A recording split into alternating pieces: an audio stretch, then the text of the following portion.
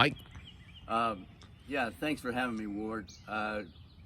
My whole basis of my instruction for players is to help them develop, as you say, fundamentals, but I look at it as the foundation for their game. So with regards to the forehand, every player starts in a ready position. I like to have the players keep their racket face vertical the entire stroke when they're learning the fundamentals, okay?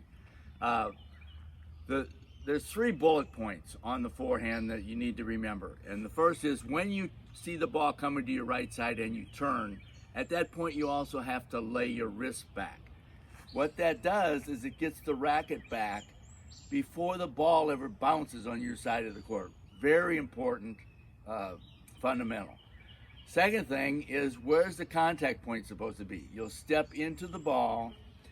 The rule for contact point is my right shoulder is my hitting shoulder. I need to make contact with the ball. The width of my shoulders closer to the net than where my hitting shoulder is when I'm in this sideways position. So that means the contact point is right out here.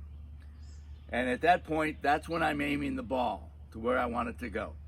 The third elemental part is the follow through. And I like to term this frame your follow through. You notice the racket face is still straight up and down. My wrist is a little bit laid back still, but the framing of the follow through is what gives the player the sensation of aiming the ball. 3 parts to aiming: the thought in your head where you want to aim it. The second part is the actual aiming that's done at the contact point, and then the sensation of aiming. If you follow through around your body when you're first learning fundamentals, you will never develop the sensation of aiming a ball. So again, lay the wrist back when you rotate. Step in for balance, obviously, get your weight behind it. The fact that your wrist is laid back here at this point gives more stability to the racket head when you're hitting the ball. It's not going to flop around if your wrist is laid back. It also enables you to hit the ball out in front of you with your weight behind the ball so that you give the ball more pace. And it's also easier to see out here. Mike, I have a question or two. Yes. As a tennis professional, I teach a lot of people, and the complication with a forehand is that you have to open your body up to hit through the ball, whereas the backhand you need to stay sideways. Right. So I notice you're not completely turned sideways. You're 3/4 of the way sideways. Like that. Talk about that and how you open up. And the tricky part you had mentioned about maybe hitting 4, 5, 6 balls lined up in a row to get that sensation. Will you talk about that? When you use your wrist, lay your wrist back, when you hit a ball, you can hit open stance, but the upper body's got to be rotated, okay? Yes. If you step in, your upper body is rotated, okay? So yeah, you need to be sideways. It's like a baseball batter hitting a ball. You got to get in that sideways position. And then contact point there, and then obviously you're just going to let your upper body rotate as you extend out through the ball. So your big key is your upper body rotates rather than flipping your hands to get that to almost close the face through the ball.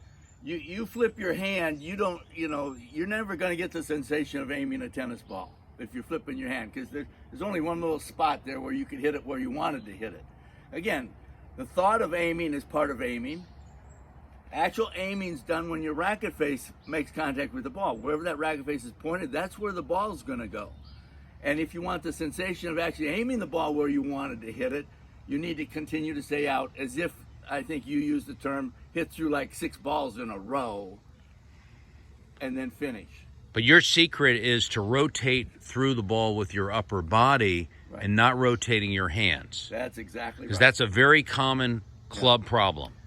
Players have their own personalities, and they, the guy that developed Maria Sharapova out in Southern Cal, Robert Lansdorf, I like the way he teaches. We basically teach the same way.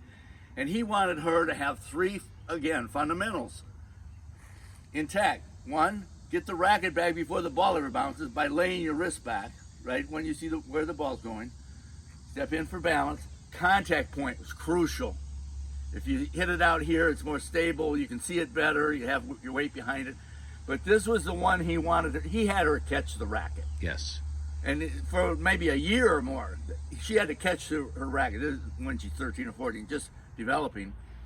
And then after the fact that she's developed the sensation of aiming a ball, he knew she'd never want to lose that. And he said at that point, she wants to hit it harder or faster. You know, she could go ahead and add a little more spin if she wanted to, but she'd never want to lose the sensation of having control over where the ball's going. And you only get that if you stay out through the ball. You watch players on TV, they're all over the place, but I'll guarantee you they didn't learn that way. They developed a foundation to their game first, and then they added personality into it. And, you know, I must admit, Mike, what you're talking about, everyone watches these players on TV with these crazy forehand follow-throughs like Rafa, Right. but you're right. They didn't learn it that way. Exactly. So They learn this way.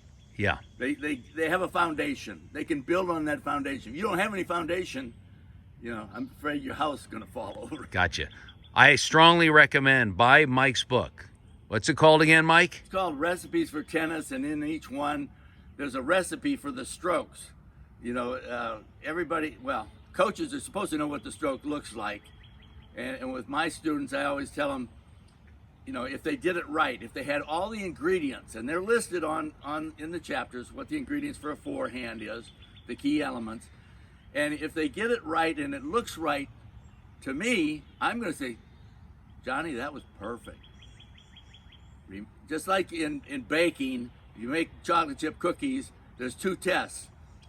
Good cookbooks got a picture of the cookies up at the top of the page. Right below the picture is the ingredients, what goes into the cookies. You put them in the oven, you take them out, they're supposed to look like the picture. That's one test. Do they look right?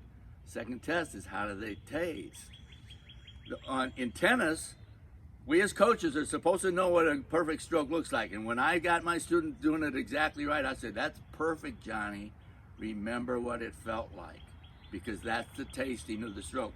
And if you follow the recipes in my book, you can develop into a tennis chef that can just cook up this fantastic tennis meal to present to your opponent and beat them. Thank you, Mike. Great job. And definitely buy that book on Amazon. Right. Thanks, Mike.